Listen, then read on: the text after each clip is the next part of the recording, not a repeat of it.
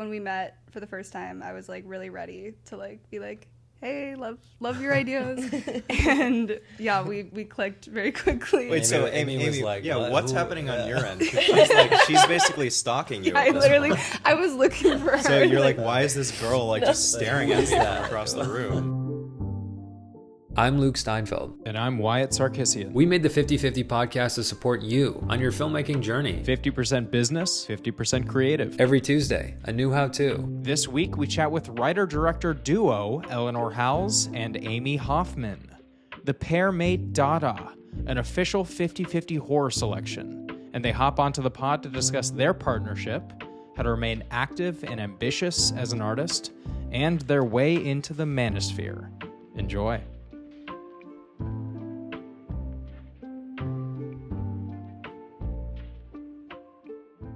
Relationship podcast. Talking about, yeah. All right, yeah, the Christmas relationship podcast. That's not a bad idea, actually. We should just turn this into a relationship podcast. Oh my god! I mean, it pretty much is. That's true. Already, that's right? all. You know, because like the about. industry, right? Yeah. Because like there's. Oh my, networking and really that type of relationships. Yeah. That's interesting. Yeah. Well, thank you guys for coming. Yeah, it's good to see you guys. Good to see you. It's been a while. It's been how many months? Has it been like, I don't know, Two? That's crazy. Yeah. That's crazy. That's crazy. Yeah, like Halloween time. That's true. Definitely Halloween. Definitely Halloween for the horror festival. Yes. Oh yeah. Yeah, it was horror. I really don't think of your guys' short as a horror though. Yeah. I mean, when I remember it, I'm like, I was just laughing, and yeah. I mean, there's definitely like some physical horror elements to it, but yeah, it is. Yeah. It is a bit genre bending in that way, sure. Where I think it's first and foremost a satire. Yes. Yeah. With like body horror elements. Which is what I mean. The body horror element is because you guys. I don't know if you remember, but I think it was through ELINOR. You guys had submitted for the comedy festival, and I was like, yes. And then basically after seeing the rest of the films, it was like, this is scary. Like, this is this is meant for this like body horror type thing. And I was like, wait a second, this actually is really interesting though, as we continue to bridge a gap between horror and comedy, our two festivals. But like, I think now more and more each horror festival has more comedic elements in the shorts that you see anyway. Yeah, I think so. And DADDA was like, I think one of the pioneers of that. So thank you for that. You guys are pioneers of genre bending. Great. Wow. How has it been since the festival? Like, what have you guys been up to? It's been really good actually. Between your festival, the 50/50, and then we had a screening with WME. Which did you end up going? I did not. Okay. Okay. Yeah. Sorry. No, it's okay. Yeah. It's you saw it. But I support and I saw it. Yeah. I know all those. It was a great selection of films. Actually, it was a lot of fun. But yeah, between that and this, we have met a lot of people. We've been having meetings with managers. Amazing. Agents, and we have a feature that's ready.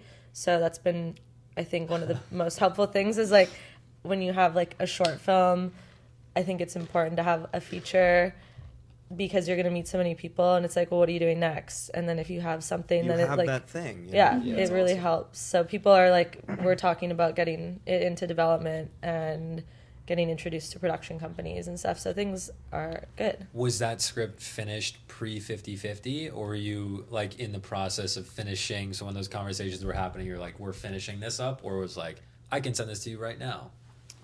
I think we had like a pretty solid draft for sure by that point. But I think that the final like changes of just like, you know, the vibe, like deepening that character, like, you know, making certain things like the strongest they could be happened around that time. Is this another like body horror comedy situation, or what's the It's definitely, you know, like on our scale is like always between like horror and comedy. This is like much closer to the comedy end, but like there's surreal elements still, like a lot of social satire. There's it gets gross at the end. Oh yeah, there's for sure grossness. Love that. There's never not going to be grossness. Are you feeling like you are getting better at those meetings where you're meeting with a manager or meeting with a producer, and like how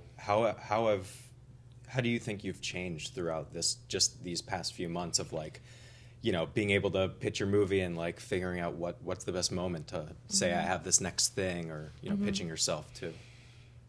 Yeah, I think for me, what is maybe it's like, I think you just have so many reps of like talking about what your film is about that it just becomes so like, it's not like a nervous thing where you have to go in and like pitch your film. You just talk about it kind of like casually. You got to stay excited about it. You can't just be sleeping. Yeah, it, you know? Yeah, It's exactly. a delicate balance too, because it's like an arc, right? Like you could get totally. completely like, oh, this is, you know, it could be so robotic at some point. Yeah, I think we are definitely excited about it, and it's like a lot of fun. So people are always like, "Whoa, like it sounds crazy." But also, what's been really interesting for me is like, I've been directing for a long time because I direct commercials, but I've not, and so like I understand how that system works with clients and producers, etc.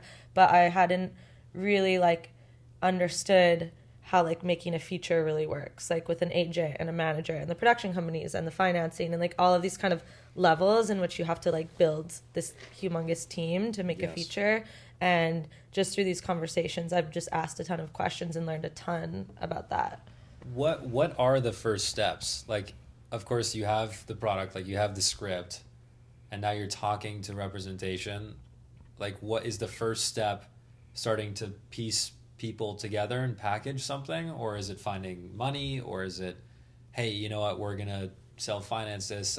I'm sure that's not the case, but like, or maybe it is, I don't know. I guess talk about those, like once you have that script and you're having these conversations, what is like okay, let's go and do this now. Yeah, so the packaging first. I think the route that we're going, which is we showed our short film and people were interested, and those were agents and managers. So that's the route that this one's going.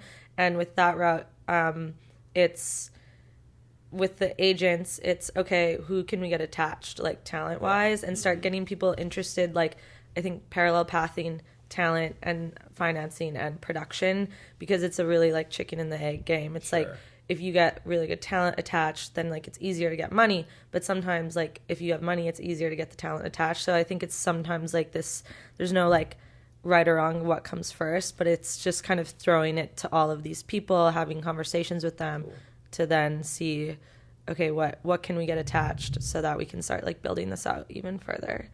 I don't know if you have anything to add. No, that's been the experience for us so far, for sure. Yeah. Like, I feel like before this happened, we knew we wanted to make this feature and we wanted to make a feature soon. And so before this happened, we were trying to figure out ways that it could happen. And we were working on other features that like maybe would be cheaper to make, and that there were like other ways that we could go about it. But this experience was very well timed, and that we had this feature ready to go, and that this route became available. Mm-hmm. When you say cheaper to make, was that like the classic first feature, we're going to make this with our friends, with ourselves, not deal with representation, or okay. Mm-hmm. Yeah, and I'm from Canada, and we just had our film screen at a festival there, and the aim of going to that festival was learning about how to fund movies there. Wow. And like it's a very different system there because the government cares about art. Yeah. So and it helps that you're from there. Exactly. Too. Yeah, exactly. It's a big deal. Yeah. Big deal. Yeah. So that's like another way of going about it too. Like we have this feature that we think we could make for $500K and could just go to Canada and like fund it through the government and just you don't need that much investment, because in Canada it's like they like pay about essentially like 50% of like the budget, 40 to 50% between grants and tax credits and stuff like that. Yeah, it's pretty wild. Gosh. So that's like we're still working on that one, because like if this film, it's the Florida feature, that's what we're calling it. So it's a project that is going to be shot in Florida. If that one like kind of gets stuck in development for a long time, we're like, well, we could just maybe go make that one, you know? And so that's great. So you have a few things cooking, clearly. Yes. Totally. And then in the meantime, are you just kind of taking meetings and stuff, or I assume you're still doing commercial work and you're still writing, and so is that kind of what's going on? Yeah, we're taking lots of meetings. Yeah. And then we're still trying to, like continue writing other things. Like I think we had received advice early on that it's like never put all your eggs in like one basket, like always have other features and things that you can work on. You can have your eggs in 60 baskets and one basket will be the one. Yes. Like it's really that however many baskets you have. Yeah. It's crazy. Yeah, because so much is up to the right timing, So it's like if someone all of a sudden like is really interested in another idea that you have, and like they're like, we found an investor who really wants to invest in this kind of film or something, then it's like, okay, well, let's just follow the money. Yeah. So we're trying to write a lot. I've been thinking personally a lot about, just for myself, I'm playing a small role in movies that are big budgets right now. Like that's my job, but there's also the element of I'm playing a big role in things that are small budget and things that can happen really quickly. Do you guys have any thoughts on kind of where you eventually will want to fall in terms of like do you want to be doing big things that take a really long time to do? Because there are a lot of filmmakers like that, right? Or do you want to be on the other side where you're just doing small things and can get done really quickly? Like, where are you right now? And obviously that changes. I think I'm more of a big thing, more time. Like, I think we can do the other version, but I think some of the stuff that we write is a little more world building and a little more like does have these body horror elements, or has like kind of just large set pieces or moments and stuff that I think it's good to kind of take more time to exact those things. But yeah, that's my I agree. I mean, I think the pro of like, you obviously want to get things done quickly, especially because the things that we write tend to be so like, we're trying to anticipate the zeitgeist, and like it's always very current things being explored. Like obviously the short film was very of the time, and things have all that. And things have already changed, since then. Like so I feel like that's obviously we are hungry and we want to make things quickly, but it's definitely bigger things are good. Can you guys talk about the co-writing process? And also I want to hear about because I'm trying to imagine the genesis of the partnership, all of it. I want to get into it. That's the most interesting stuff. You tell this well about like meeting at AFI. So it's super romantic. Okay, so we went to AFI, which is the grad school film program, and the way that it works. People know what AFI is. Surprise you're like, let me just talk to the camera. They need the plug. It's an advertisement.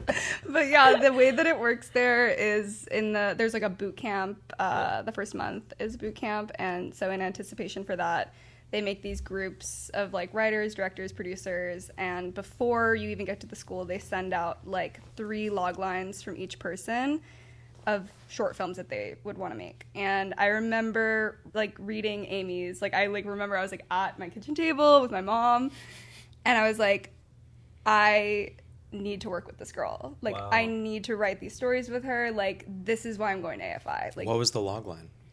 There was one that we ended up making called Bite, and it was like about a little girl who was in sort of an abusive relationship with her stepdad, and then befriends like a monster under her bed that teaches her to like reclaim her power, but also to like eat people, eat men, and it's very fun.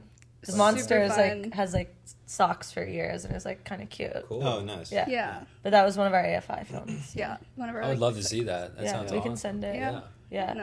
At AFI you do 1 year where you make 3 short films, but they don't see like the light of day. Okay. They just stay within the program and like critique within the program to like allow you to not be making things so much for like an audience, but more to like explore yourself. your voice. Cool. it's like, How do they like kind of propel that or like champion that is it just simply by saying like, don't worry, this isn't being shown to the world, it's just between us or something? You're not allowed to you're not submit allowed. it really anywhere. Like, you can send it to people. Yeah. But, yeah. And you make them really quickly. It's, like, a pretty limited budget. Cool. And you make 3 in the year. And, yeah, obviously, when we met for the first time, I was, like, really ready to, like, be like, hey, love your ideas. And yeah, we clicked very quickly. Wait, so Amy was like, yeah, what's happening on your end? She's basically stalking you. I was looking for her. So you're like, why is this girl like just staring at me from across the room? Yes, I think my memory like is not as detailed as Eleanor's in general. I'm like a little bit older, and so like my brain doesn't like keep things as much. But yeah, I just remember like meeting her in that workshop and also really liking her ideas and being like, oh, like you're really interesting. And I think I remember what really stood out to me is like, because we're giving notes on our ideas and our scripts, and I always like felt like she had really good notes, and I really was like aligned with you know, how she was approaching things. And so it was very easy for us to know that on the first project that we did at AFI that we would team together. And then through that, you know, we just got really close, and the writing process is very easy. Like, I think because we're friends and we're very comfortable with each other, it allows us to like say all the crazy ideas, you know, like throw anything against the wall and not feel like intimidated or like ashamed because like not you're afraid saying to be bad. Yeah, exactly. Yeah. Like just to be as wild and out there as possible. And yeah, we've really like just forged a very close like familial relationship with each other.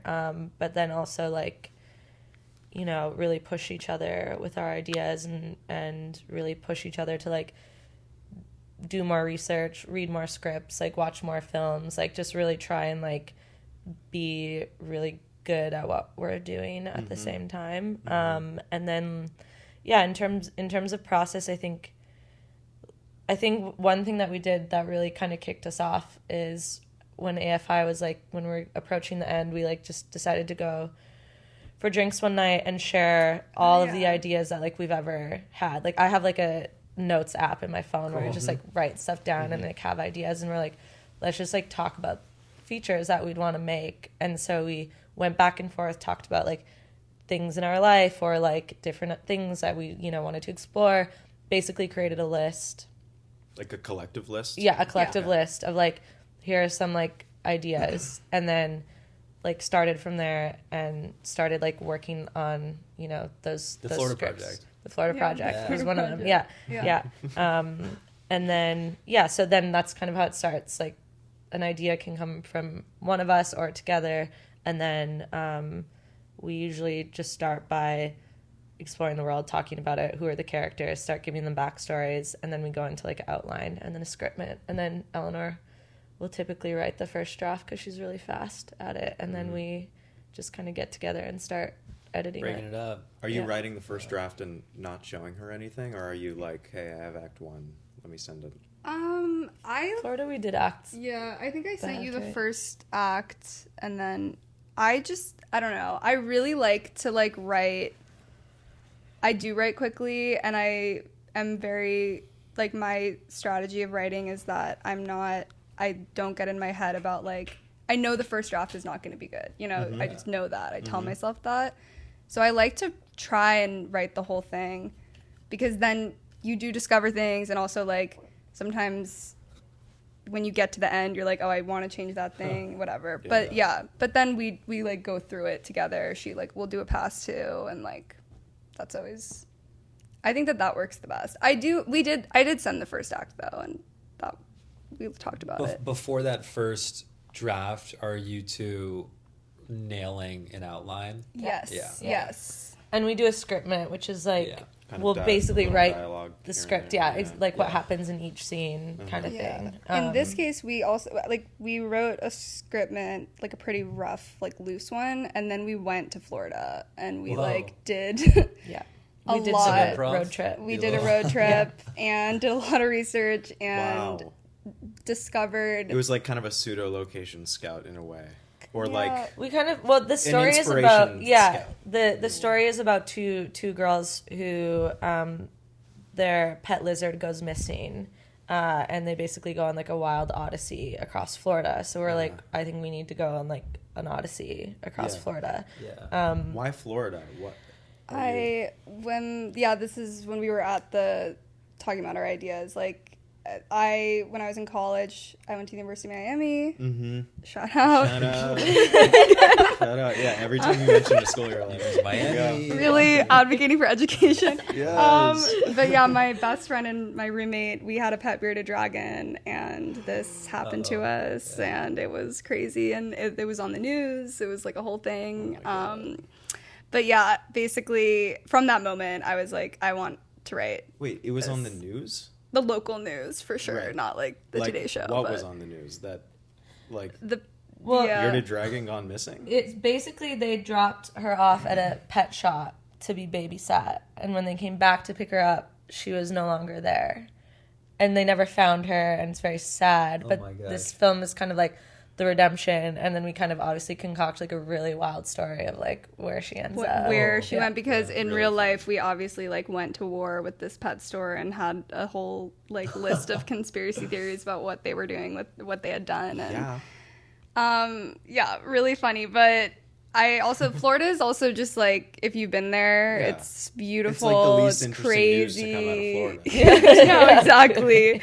Like there's Something so many insane crazy happens things every day. On the yeah, local at news. least. So yeah, very like cinematic place, and then the idea like needed to be a movie, and I knew that she would like make it a million times better and crazier. But yeah, we went to Florida. The two of us basically had the odyssey that the girls have in the script, and it was so cool. Like, I'd never done anything like that. I really recommend it. Like, I have so many vivid like memories of moments that we just like broke the story like a million times, and like in a hot tub at a random like hotel, or like like driving through the Everglades, just like crazy. Like, that's the You're in moment. it, you're there. Yeah. There The is really geography something piece, to yeah. that, like as a writer, especially like go in and experience things like is really, really important. Yeah. The things that your character is going to experience. Yeah. For Yeah. sure. Method writing is Yeah. what we call it. Yeah. Definitely. Yeah, actually, that's a good. Yeah. That's a good term. Do you guys for it. act? Have you thought about acting at all, or if you haven't already? I've like acted in very small things, like Okay. especially with the school and whatnot. And I would act, but I don't know if I'm particularly good at it. We are going to take an improv class, Yeah. I think, Yeah. soon, because we think it Just will for help writing, our even. writing. Yeah. Writing Yeah. purposes. You guys are such active writers. It's great. Like, Yeah. We That's why I acted asked, out to because, each other. I mean, for it sure. seems like it's a natural. It's like, oh, let's go experience Yeah. it, so Yeah. we can inform Yeah. the writing. We'll be right back.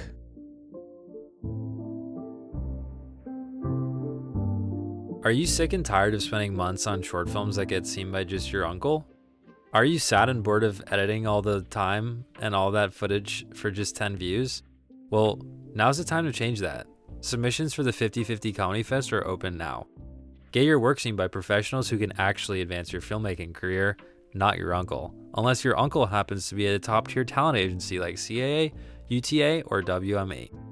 Check out the episode description for the submission link, or head to filmfreeway.com and search for 50/50 comedy. 50/50 comedy is on May 3rd. Submitting to 50/50 comedy may lead to money, fame, fast cars, boats, planes, helicopters, cybertrucks, and lifelong friendships.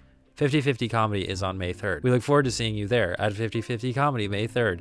Your uncle is not invited unless he works at a top-tier talent agency like CAA, UTA, WME.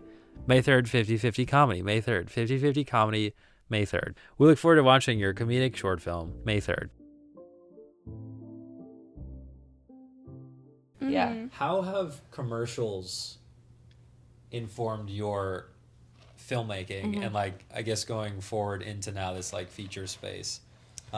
Like, do you find yourself thinking of very commercial ideas, or is it like the complete opposite where you're like, I hate the commercial world and I want to make like crazy stuff that is gonna be super art house and that type of thing? Yeah, I think a little more the latter, more in the sense that I had been directing commercials for a number of years and was really like kept being like, I just like the reason I got into filmmaking in the first place was to make films and like to explore like, you know, my life and my ideas and my perspectives of the world. And so, yeah, a part of like going back to school and going to AFI was like, okay, like let's zero in on that and, you know, yeah, not be making things for other people or making other people's ideas and other people's creative and etc. So, you know, there's that part of it. But then I think I, you know, have so much set experience now. I've directed, you know, really big budget commercials. I like get to work with incredibly talented crew, and that has like, you know, really built my network of people to work with. And I think it's like, and it's really invaluable because they have money. I get to like, you know, work with really crazy equipment and try really crazy things. So I think what that does for my filmmaking is that I think I push it a lot more stylistically because I have that experience of like playing with style so much. And I think it also just allows me to be very comfortable on set and like focus on the having fun part of it and not like being like afraid of what's happening every second. Not feeling like things are out of your control. Yeah. What is it like working with talent on a commercial set? Very different than making a film. Really? What is the... I think like, well, it's interesting. A lot of commercials that I do, I seem to get really like, I'm like kind of in this corner of I work with real people a lot, like, you know, real people. Oh, cool. So Not an actor. not an actor, like and that. not an actor. And that's really cool because, and also athletics. Like I'm really like sport. Cool. Like I do like a lot of sport commercials. And you know, that's a very different thing when you're working with non-actors, which is kind of cool also because you're like learning how to work with non-actors. And so that's about kind of building a space around someone so that they can feel natural within it, you know? And I think that's really cool. And then I think when you're working with like actual actors on a commercial, it is very like, you have like one line, you know, and it's just like saying that like one thing a lot. Like, I don't know. It's just not, you're not really Are you like looking for, like, are you like, let's try that again? Or are you just like, cool, let's go, like move on to the next? No, you definitely give like a lot of variation because like you are going to like one thing and then there's like an agency and then there's like the brand and like they're going to want to like, you know, do whatever they want in the end. But yeah, and you just don't have that much time. Like you get booked for a job, you have like a couple weeks to go shoot it. So you're not like sitting with the actors being like, okay, so like your character really wants to like get this gift for Christmas, you know, like, so like you're not like, you really want this iPhone 17. yeah, you're not like building the backstory as much for it. So yeah, I don't know. That was like a very long twisty answer about that, but it is different. Yeah. Totally. Yeah. Have you, are you in I know you've done music videos. Yes. Have you also dabbled in the commercial space, or maybe? So then let's hear about your music video. I feel like really the reason why I've done music videos is because I want to like, you know, just know that it's like an option for me to like direct like way in the future, and I think that involves like really practicing for a long time, and you gotta stay in shape to some extent. And like watching her is like the best thing ever in the world for a variety of reasons, but also it is like very informative, and like I feel like the comfort and the confidence and just like like set is so fun, but also like everybody listens and like respects, and like it's so clear that she's the leader, and I feel like that's something that does not come naturally to me at all. I'm like the youngest child, you know, and so I feel like that's another reason why I did it. And then also my best friend is a musician, and so she wanted me to direct her music video, and it was really fun, so continue to do it. That's awesome. So your role on set is you're just as far as like DADDA, you were just a writer Yeah. set. Yeah. I think that was my role. You produced too, though, Chilling. right? Did you have the? No. No, I was just chilling So there. as a writer on set, I love the role of a writer on set. I feel like because I just love TV so much, and that in a classical sense, the writer would be on set, or like at least a showrunner, a couple writers. It looks a little different these days, but how did you sort of embody that role as a writer on set in DADDA? Like, were you pitching alt lines, or and what were your conversations with AIMEE like? Can we give the context of DADDA too Yes. as well? Yeah, Yeah. that's helpful. Yeah. Like the Like the what the it's log about. line, exactly. just a little yeah. log. yeah. Yeah. So DADDA is about DADDA or DADDA? whatever you want it. Because DADDA. Luke and I were I was like thinking yelling DADDA. at each It's other. DADDA, earlier. DADDA, but it's But like it's yeah, it's DADDA. DADDA Let's then. okay, we'll call it DADDA. Because you did a sort of mix at first. You're like DADDA. She is the I'm Canadian Canadian, accent. okay, so, like- That's Okay, what's yeah, happening. My pronunciation's Get a the little tax off. credits. Okay. There we go. Okay.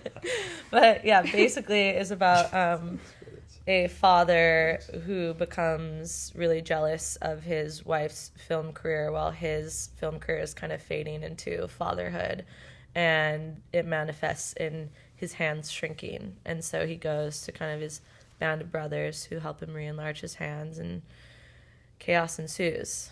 So that's what that's about. And Yeah.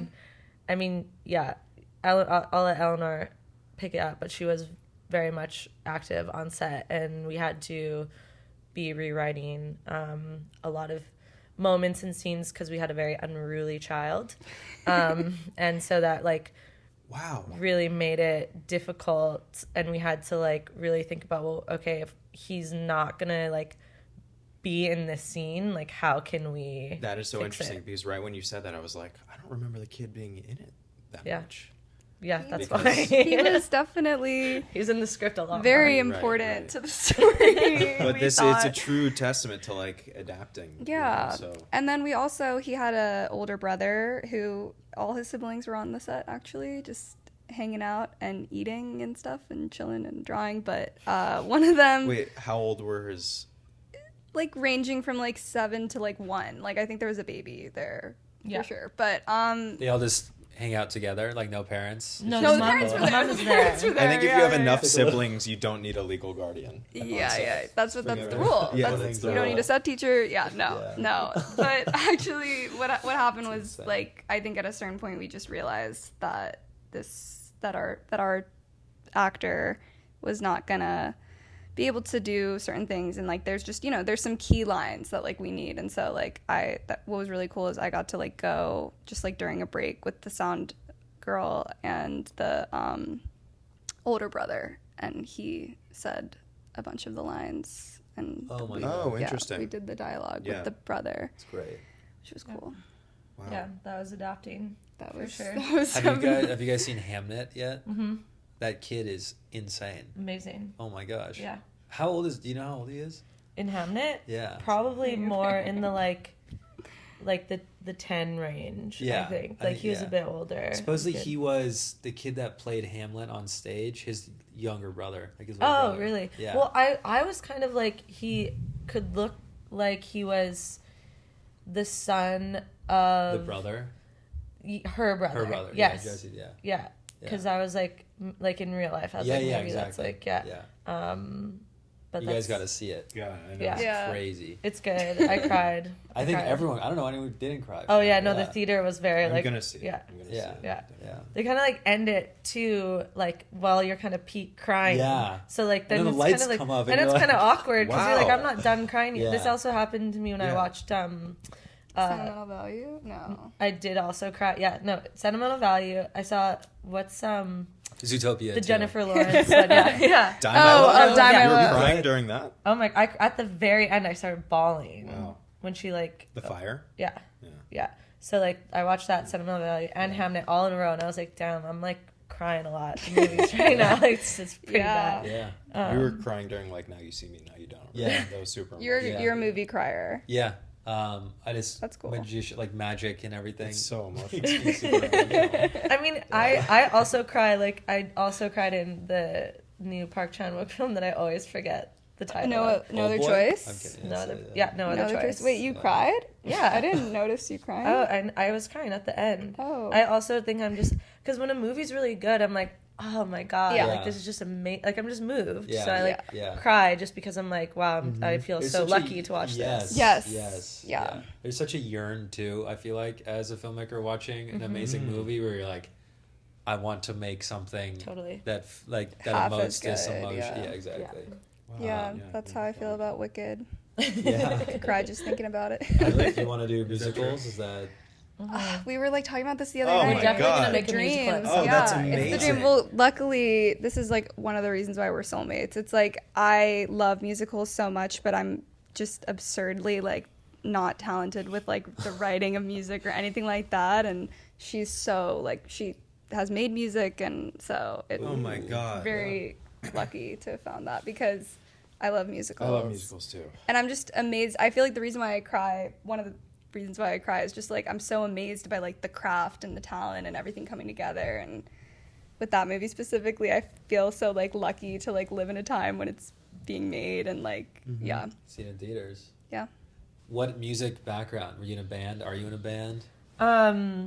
I could see you with a guitar or something. Yeah, so nothing crazy. Very like I took business in undergrad because I had no idea what I wanted to do with my life, and I Interesting. also grew up in like a very blue collar environment where there was like no artists or art around me. I grew up in like the middle of Canada, like kind of middle of nowhere.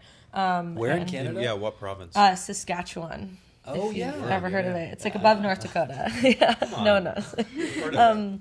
It's like the prairies. Yeah. It's really, really cold in the winter. It's flat. Yeah. It's just like kind of like it's beautiful, but it's like a bit of nowhere Yeah, land. little It's like, I was just in Toronto, but like an Yeah. hour outside of Toronto. okay, where in like Uxbridge? have you? Oxbridge? Okay.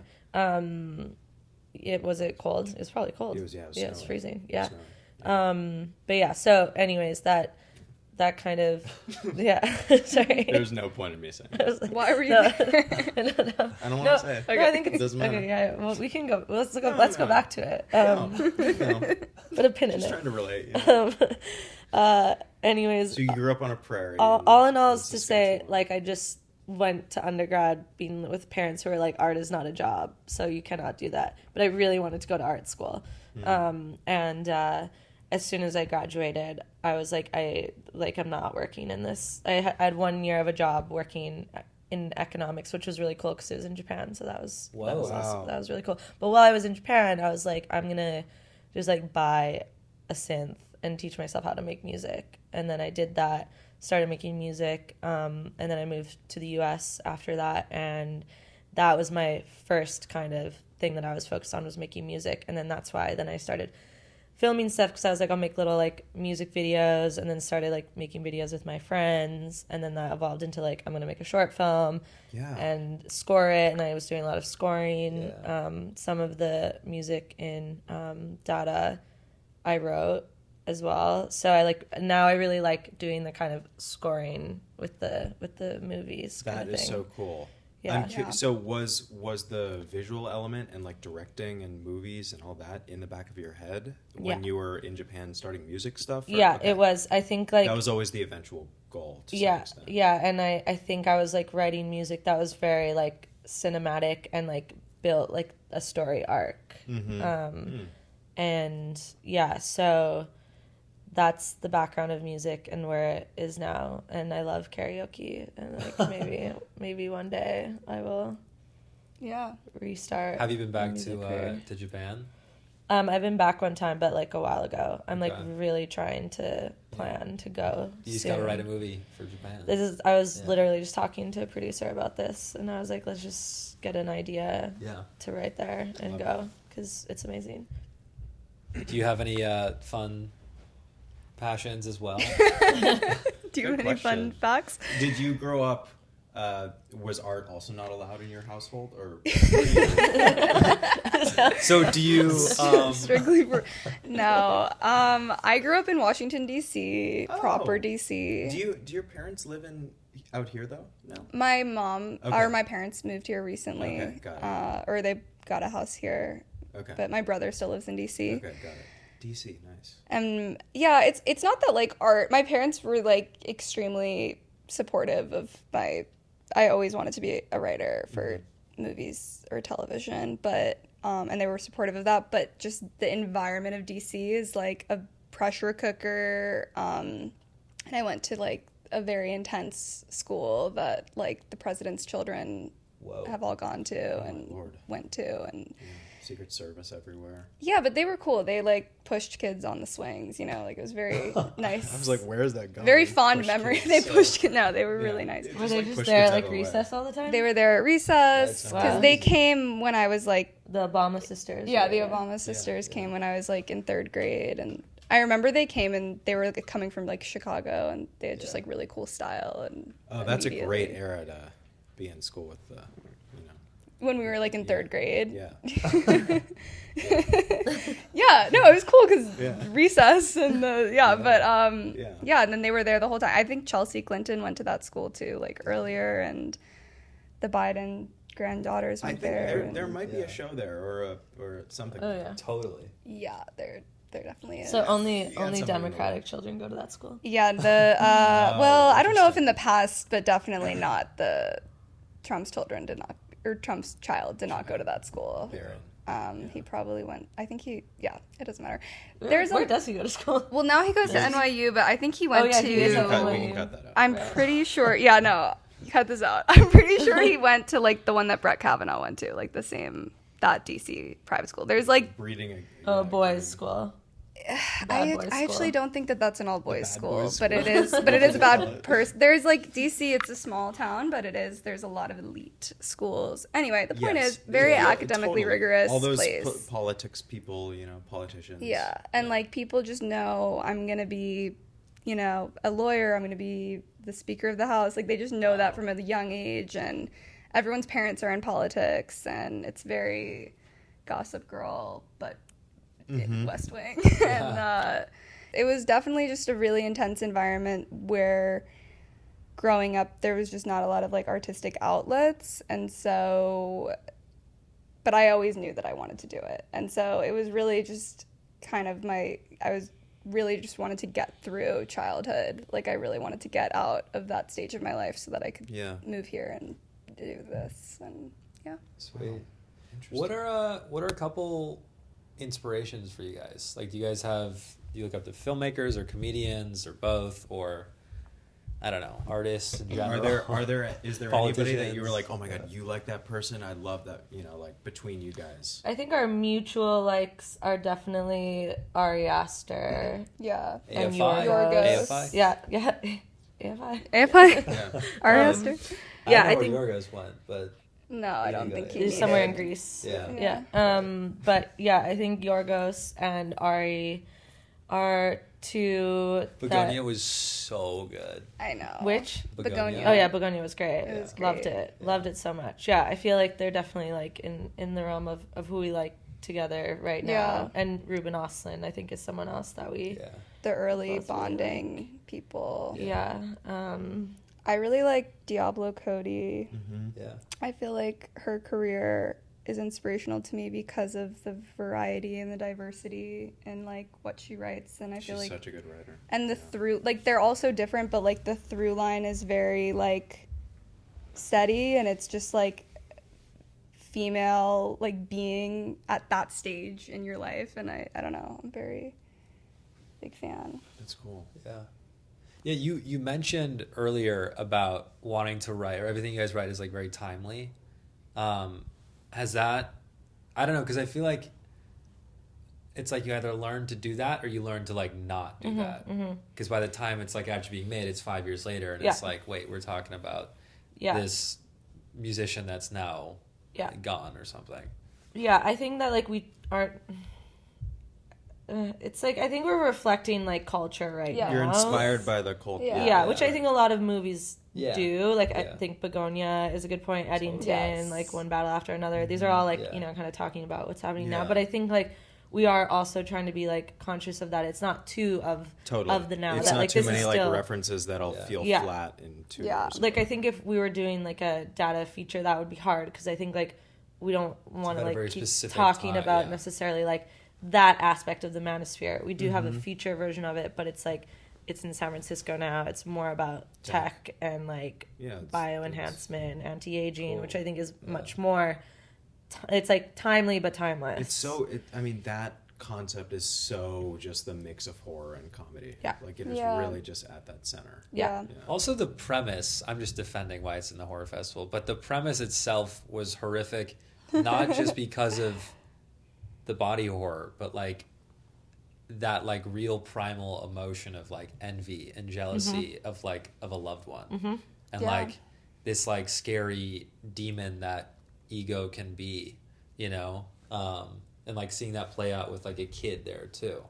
And obviously with the body horror as well, it's awesome. But like I think just the premise itself is like really artificial ego. It's like a real thing, you know, just so like real. the artificially Real. enhancing your hands. To, you know, it's like you try and change. Have you? the outside, Was it not the a? inside. We don't have to like dig here, but like was this like a personal thing to happen, or was it like you felt this in sort of competition at AFI or something, or like? It wasn't a personal thing. Recently, it's become a personal thing. I think Life imitates art. The relationship show. We're back. The podcast dating hour. I think like it's both in people that we've met and know that we're like, oh, like a lot of guys keep, you know, blaming like diversity in film for why they like can't get a film made, you know.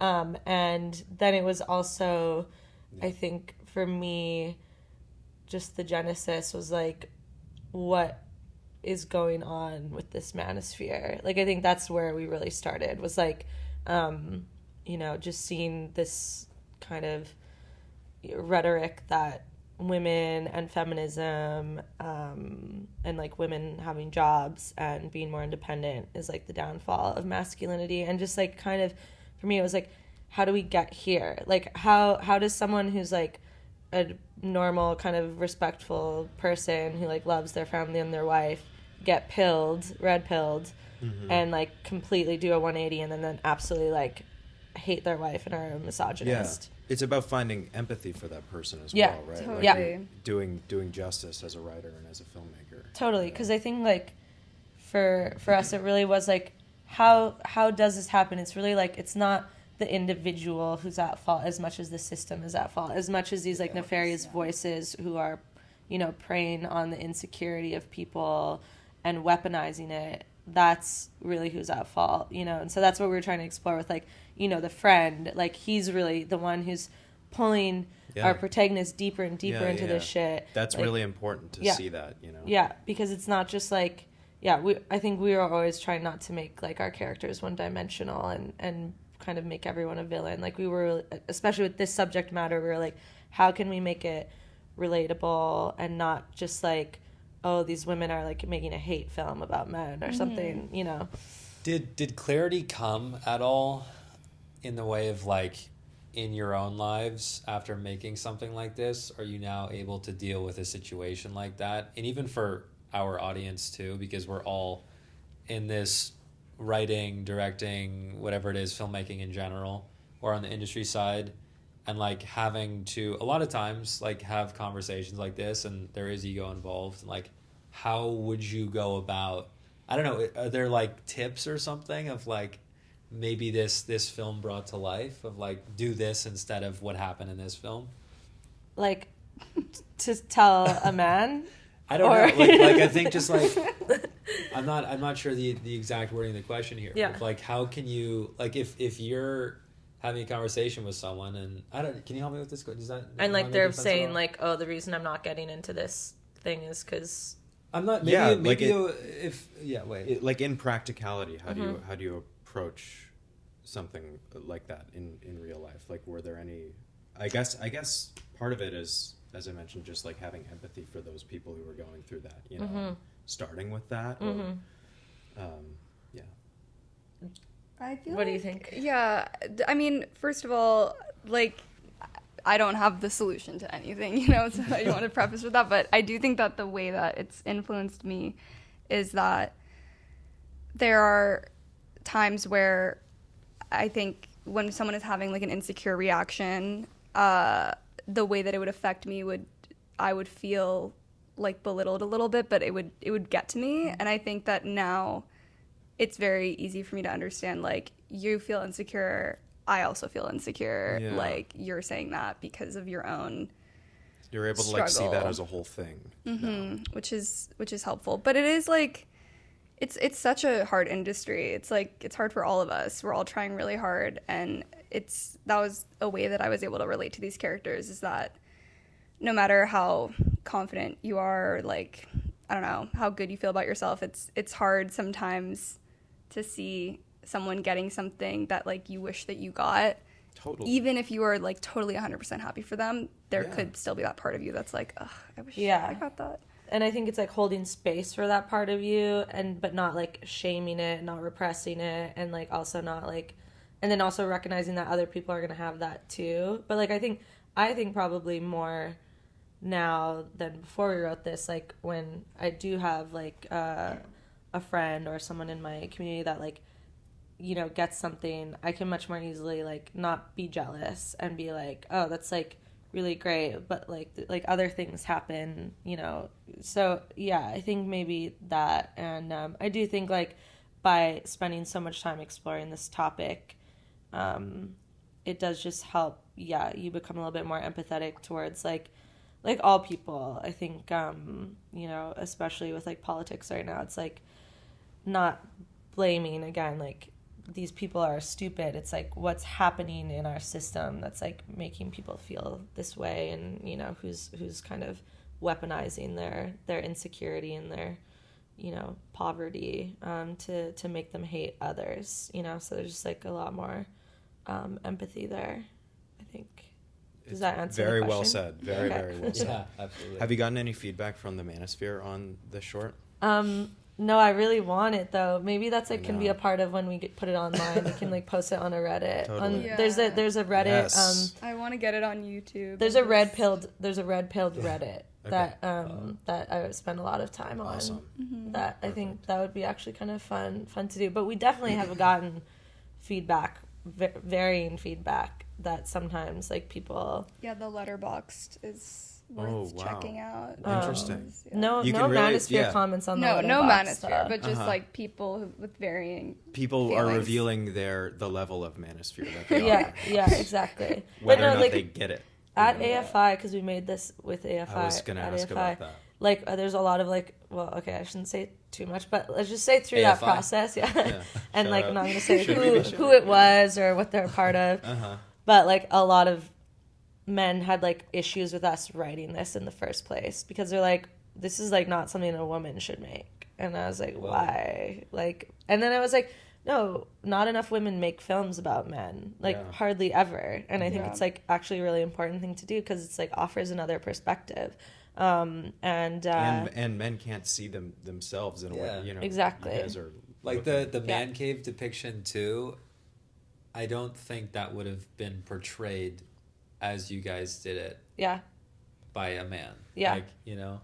Yeah, and it is what is interesting to me is that so much of it is online, you know, but you had to as a dramatist sort of personify that or make it into like a thing like that the huddles and stuff don't necessarily happen. It's more so on the internet, right? But Oh you no, had to those do happen. Oh, okay. yeah. I'm not invited. There's a lot of you know, little weekend retreats you can go on with some fellow male out in the forest. I've seen some ads actually for Yeah. those. Really? Yeah, you Yeah, can they go. like pull like it targeted out of ads you. for Wyatt? Yeah, you go scream in the forest. Really tempted. Yeah. So yeah, that does exist, but it was also trying to personify what was happening on the internet was definitely the thing of it. But yeah, I think like one of the big inspirations of that film, I think tonally, was American Psycho.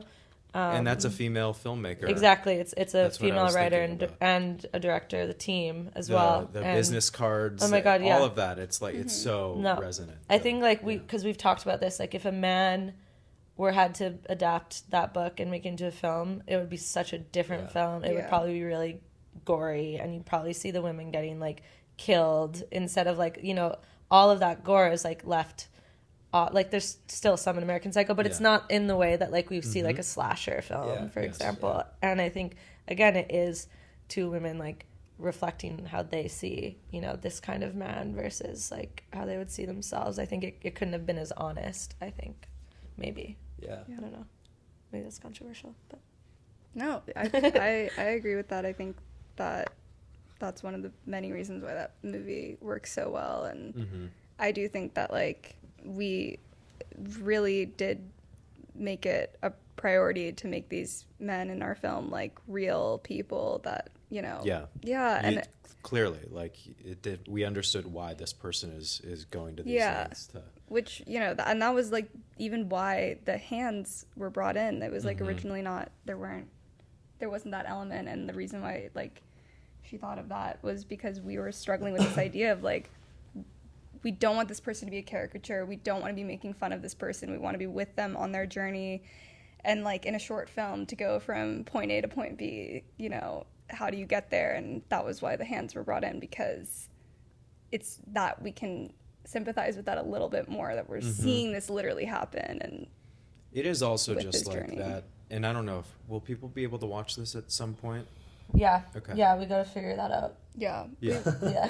Well, when It's probably time. We want to put it on YouTube or something. Yeah, as you should. When people do see it, I just think it is such a masterclass in like from a writer's perspective of time passing. You know, like you see this guy. How long is the short? Like 10 minutes? No, It's 18. 19. Yeah, 18 Oh, minutes. no, okay. It's too well, long. but it's short. It's a short. Yeah. And it is just so good with the passing of time because it spans how long? Like a couple months, maybe, or That's up to you guys. That right. works. That works. Okay, interesting. But it just you see this guy go through his relationship and his relationship with his kid and professional relationships. One's going down, one's going up, and you see him at a party, and then you see his home life and all that. It's so fluid, you know. That's just Cool. it's really really cool. Wyatt watched that submission. It was like, this needs to be a TV show. I know. I Wow. told you guys that. I Yeah. told you guys that on the red carpet at 50/50, and Yeah. I felt like you guys didn't like. You guys were like, huh? Like, Even hearing it again, I was like, whoa. But I remembered talking about it now. No, I mean, I wish that we had thought about that at the time. Just, I don't know. But it's probably just because I love TV and that's the way my brain works, that I'm always kind of like looking. Do you think for the something. hands stay in the TV version? Yeah, totally. And you think see, when we're like writing the feature, we made it like more of a whole body thing, Yeah, because we're the like, you hands can't just, yeah. it's like, Yeah. I don't know, and does that joke kind of get Probably, old yeah. in like a TV show, or do you just Well, I really see go him. in I hard see on it? him like, you know, like his wife makes him go to the doctor one episode for the hands, and the doctor, and then it turns out the doctor is also part of the manosphere. You know, Oh, like, cool. I don't know, just That's like kinda- it's like Rosemary's Baby, but yeah, like just kind of a pitch reverse. for you guys. Like, the doctor's on his side. Yeah. Wait a second. Yeah. interesting. Yeah. Well, let's talk about that. Yeah. Maybe you got something for us. Yeah, who knows? Florida Project times Wyatt. Yeah. We ask everyone this at the end of the episode of the show. And I just realized that we never introed you guys. This is Amy. Hey. This is Eleanor. But we ask our guests what the dream is going forward, just the big picture. Perhaps it's a shared dream, or maybe we split it up. But I'd love to hear from both of you about that. Definitely to be making features together is my dream for sure. I feel like we have so many ideas and like so many things that we want to do, and I'm really excited to see them happen, manifest. But yeah, I think that's the dream for me. I do like TV a lot too, but I think features. Features. Yeah. People have been asking us about TV, and we're open. But yeah, I think like the dream is to be getting to a point where we get to make the movies that we want to make. And yeah, I mean it's really hard to get movies made, so it's really just like wanting to do just that. I'm like, just want to, I don't know, I kind of say I want to make a film before the world ends. So Oh, yeah, that is. That's a great, Yeah. That's a great idea. That's true. Tagline. Yeah. There we go. But yeah, You got yeah. a couple months, so Yeah, I It's, know. I know. That's why we're, Time's we're really ticking. trying to hustle Gotta here move, and gotta get this move. one made. Yeah. Yeah, that's the dream. Just be able to make movies. Yeah. I love it. Yeah. I love it. Well, What's your dream? what's our dream? Yeah. Oh my god. Well, I would love to be someday. Wyatt's been waiting for this. No one's ever asked. Yeah, us. yeah. It's like, Thank okay, you. wait. I'm so curious. Literally nobody has asked. We talked about this actually with our one of our more recent episodes with my friend Karen and Luke's friend Karen. We talked about, because she's worked at a bunch of the studios in animation specifically, and she was talking about how the animation process is so slow, and rarely are you ever like, as even in development or a position on an animated film, like you're kind of going between films, like you do 2 years on X movie and then you move off and then you're working for Sony or whatever it is. And she was talking about how simultaneously doing that, she was producing a YouTube show, and which was weekly and gaining a following very quickly, and also producing her own shorts and things like that and for other people. And we were talking about how like those are two different lines, like the micro and the macro, and for those to meet in the middle somewhere. And that's kind of like abstract, but I would love for those two lines to meet in the middle at some point in the next like 9 years for me or something, Hell yeah. Yeah, that's where I'm at. Cool. Yeah. I just want to keep making cool stuff with 50/50, Yeah. And I'm incredibly grateful for our community, like you guys being a part of it, seeing it grow, But yeah, I really do. I appreciate you guys coming to the studio, joining us for the in-person. You're our second ever, so Cool. Cool. yeah, That's awesome. pretty awesome. That's big. This is only the second. It's the podcast. second. Wow. No, it's our Second ever in person. We've Oh, done cool. 30 something. Got it. Got it. 33 Oh, nice. episodes, Wow, okay. episodes Oh, I'm ago. so glad that. Yeah. It's great. You It's guys in didn't person. know prep, but so we. We really wanted to be a part of your Christmas podcast. So. Yeah, Yeah. we Yes, love, welcome we back love to Christmas. the Christmas Yeah. show. It's true. This is the first Christmas episode. Cool. Yeah, So- I'm really into that. Yeah, Merry Christmas. Yeah. So Merry Christmas, Christmas. everyone. thank you for that. Happy Hanukkah, Happy Hanukkah. the Yeah. Jewish people Yeah. out there. Thank you for that, though. Seriously, it looks great. Yeah, thank you. This was such a nice gift, you guys. I actually am gonna go get a Christmas tree. Really? Yeah? Where are you Nice. going? I'm probably gonna go to the one in Hollywood. It's like on Highland Oh, and yeah. Franklin. We